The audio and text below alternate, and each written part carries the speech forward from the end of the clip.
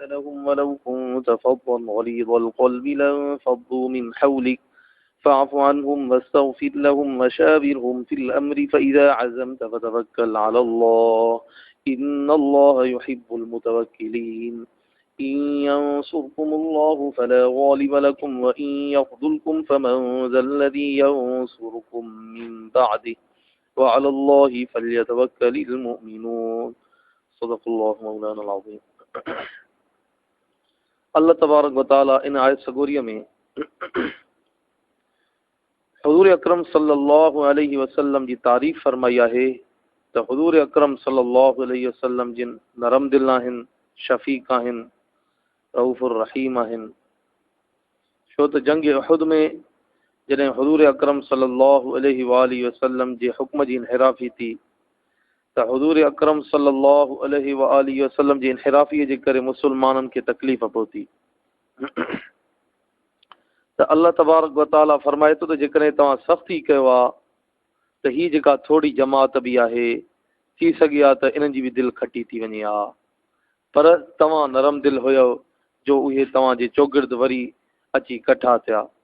अल्लाह साईं फरमाए थो पोइ ए पैगंबर अलैहिस्सलाम अल्लाह जी बाज सबबु मां उन्हनि लाइ नरम थियो आहीं ऐं जेकॾहिं कावड़ियल सख़्त दिलि हुजे हा त ज़रूरु तुंहिंजे आस पास खां भॼी उठंदा। यानी तव्हां इन्हनि जे ग़लतीअ खे दरगुज़र कयो, अता के सिर्फ़ु दरगुज़र न बल्कि माफ़ बि कयो ऐं उन्हनि जे लाइ बख़्शिश बि करो। अल्लाह साईं फरमाए थो पोइ खेनि माफ़ी ॾे ऐं उन्हनि लाइ बख़्शिश करो, यानी इस्तिग़फ़ार कयो। यानी अल्लाह तबारक व तआला सिफ़ारिश थो करे सहाबा इकराम रिज़वानुल्लाह अलैहिम अजमईन लाइ। यानी हुजूर अकरम सल्लल्लाहु अलैहि वसल्लम जी इहा सिफ़ारिश आहे त साईं तव्हां बि इन्हनि जे लाइ बख़्शिश घुरो ऐं जंहिंजे लाइ नबी बख़्शिश घुरे त उन्हनि जे लाइ ज़रूरी आहे त ईअं सम्झो अल्लाह साईं उन्हनि खे ज़रूरु बख़्शे छॾियो। ऐं सिर्फ़ु बख़्शिश न थी सघे थो तव्हांखे रंज ऐं तकलीफ़ पहुती हुजे बसि चयो त तव्हां ॿीहर आईंदा हिन सां मशवरो न कंदुमि, पर न, अल्लाह साईं फरमाए थो त इन्हनि सां मशवरो बि कंदा करियो ऐं अल्लाह साईं फरमाए थो ऐं साणुनि कम में सलाह कर, मशवरो कर। हुजूर अकरम सल्लल्लाहु अलैहि वसल्लम जिन घणनि ई जॻहुनि ते सहाबा इकराम रिज़वानुल्लाह अलैहिम अजमईन खां मशवरो वरितो आहे, उन्हनि ते अमल कयो आहे। पर जेको वही इलाही जे तरफ़ खां ईंदो हो, वही इलाही ईंदी ही निमाज़ रोज़ो ज़कात जे हवाले सां, उन्हनि में मशवरो न बल्कि उन्हनि जी इत्तिबा करणी आहे लाज़िम। पर जेकॾहिं वही न आई त हुजूर अकरम सल्लल्लाहु अलैहि वसल्लम पाण इज्तिहाद ऐं सहाबा इकराम रिज़वानुल्लाह अलैहिम अजमईन सां मशवरो करे अॻिते वधंदा हा। जीअं ग़ज़वा खंदक जे लाइ मशहूरु आहे त हज़रत सलमान फारसी रज़ियल्लाहु अन्हु जे मशवरे सां खंदक खोटरी वई हुई, 3 सां खोटरी वई, हिकिड़ो हिसो दिफ़ा लाइ रखियो वियो हो। ग़ज़वा खंदक में मुसलमाननि जो लश्कर 3000 हो ऐं जेके काफ़रनि जो लश्कर हो 25000 हो। पाण करीम सल्लल्लाहु अलैहि वसल्लम फरमायो त इहा हिननि जी आख़िरी जंग आहे, उन खां पोइ अल्लाह जे फज़ल ऐं करम सां हिननि जे मथां असां चढ़ाई कंदासीं। पर थियो ईअं जॾहिं ज़ोर अची हुनजो टुटो, जॾहिं ज़ोर पियो त सहाबा इकराम रिज़वानुल्लाह अलैहिम अजमईन लाइ अचे थो त उन्हनि जूं दिलियूं अची करे कंध सां लॻी हुयूं। क़ुर शरीफ़ में अचे थो सूरह अहज़ाब में बलगतिल क़ुलूबुल हनाजिर। पोइ हुजूर अकरम सल्लल्लाहु अलैहि वसल्लम सोचियो ऐं चवण लॻा त जेको बनु गतफ़ान जो क़बीलो आहे त चऊं त इन्हनि सां असां कुझु असां जेको आहे सो इन्हनि खे चऊं त जेको मदीने पाक जो जेको वणनि जो जेको फल आहे कुझु हिसो तव्हांखे ॾियूं त जीअं तव्हां इन्हनि काफ़िरनि जी जेका मदद आहे उहा छॾे ॾियो, इन्हनि सां इहो असां मुआहिदो कयूं। त पोइ अंसार जा 2 सहाबी सगोरा हज़रत साद बिन माल ऐं हज़रत साद बिन उबादा रज़ियल्लाहु अन्हुमा हुजूर अकरम सल्लल्लाहु अलैहि वसल्लम जी राय सां इख़्तिलाफ़ कयूं, चई साईं न, असां इन्हनि खे न नींदासीं, अल्लाह साईं जे हुक्म सां असां इन्हनि सां लड़ंदा रहंदासीं एसि ताईं जो अल्लाह तबारक व तआला असांजे लाइ का मदद या बहितरी नाज़िल फरमाए। हुजूर अकरम सल्लल्लाहु अलैहि वसल्लम उन्हनि जे मशवरे ते अमल कयो। ईअं ई थियो त अल्लाह तबारक व तआला पंहिंजी मदद नाज़िल फरमाई ऐं उन्हनि जो जेको लश्कर हो तबाह ऐं बर्बाद थी वियो। अहिड़े तरीक़े सां मुख़्तलिफ़ जॻहनि ते हुजूर अकरम सल्लल्लाहु अलैहि वसल्लम मशवरा वठंदा हुआ। ग़ज़वा बदर जे हवाले सां हिकिड़े सहाबी सगोरे साईं जन खे सलाह ॾिनी, साईं फलाणी जॻह ते असां जेकॾहिं हिते रही करे लड़ूं त उहो असांजे लाइ बहितर रहंदो, पाणी बि वेझो आहे ऐं ॿियूं ज़रूरियात जूं शयूं बि असांखे वेझो पवंदियूं। हुजूर अकरम सल्लल्लाहु अलैहि वसल्लम उन जो मशवरो क़बूल करे उन जॻह ते वेही रहिया ऐं अल्हम्दुलिल्लाह उन जॻह ते फतह थी। बर सूरत हुजूर अकरम सल्लल्लाहु अलैहि वसल्लम मशवरो वठंदा हुआ। हाणे रहियो मसलो ही त मशवरो कंहिंखां वरितो वञे, समूरनि खां त न वरितो वेंदो आहे। त अल्लाह साईं फरमाए थो त फ़इज़ा अज़म त फतवक्कल अलाह, यानी मशवरो जेको हूंदो उहो सहाबा इकराम रिज़वानुल्लाहि अलैहिम अजमईन जे कुबार सहाबा इकराम रिज़वानुल्लाहि अलैहिम अजमईन खां वरितो वेंदो। यानी जीअं ग़ज़वा बदर जे हवाले सां हज़रत उमर साईं जी हिकिड़ी राय हुई ऐं हज़रत अबू बकर सिद्दीक़ जी ॿी राय। हुज़ूर अकरम सल्लल्लाहु अलैहि वसल्लम जिन हज़रत अबू बकर सिद्दीक़ रज़ियल्लाहु अन्हु जे राय ते अमल कयो हो। अहिड़े तरीक़े सां जेको बि मशवरो वरितो वेंदो त उहो नेक साले खां ऐं ईअं सम्झो त जेको मौक़े शनास ऐं समझदार हुजे।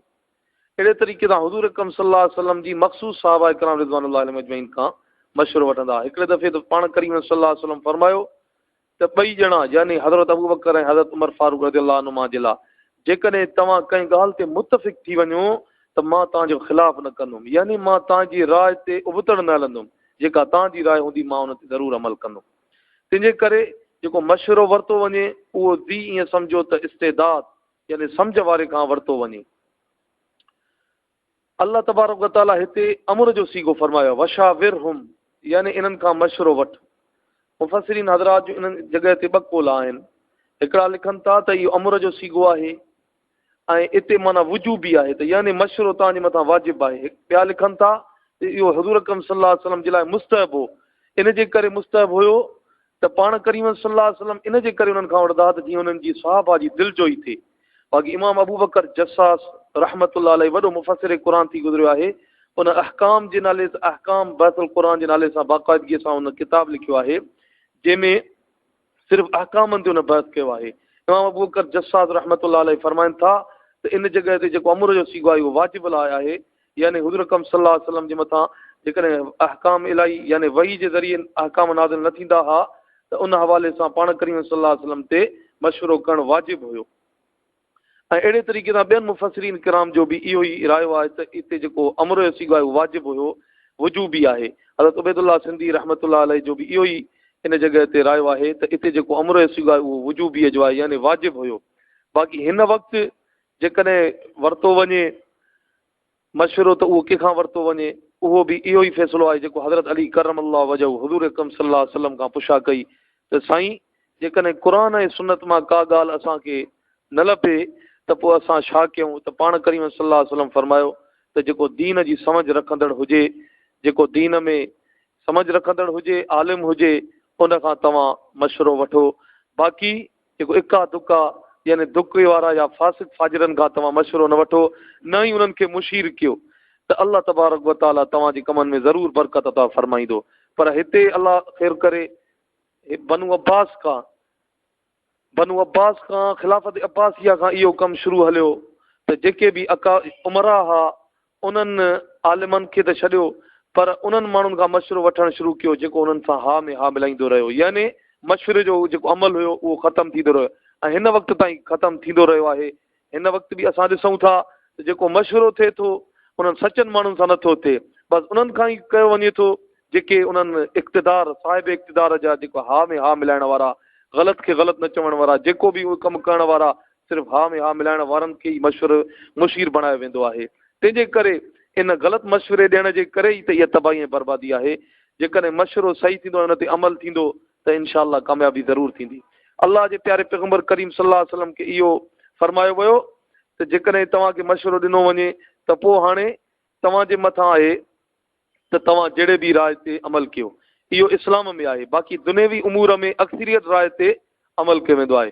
इस्लाम में जेकॾहिं इत्तिफ़ाक़ राय ते कंहिं मसइले ते इत्तिफ़ाक़ राय थी वियो त उन ते अमल करिणो आहे, पर जेकॾहिं इख़्तिलाफ़ राय थी वियो, जेकॾहिं उन्हनि में को अमीर आहे पोइ चाहे कलील तइदाद वारी राय खे वठे या कसीर तइदाद वारी राय खे वठे, इहो अमीर जो हुकुम आहे, अमीर जी मर्ज़ी आहे, जंहिंखे बि वठे।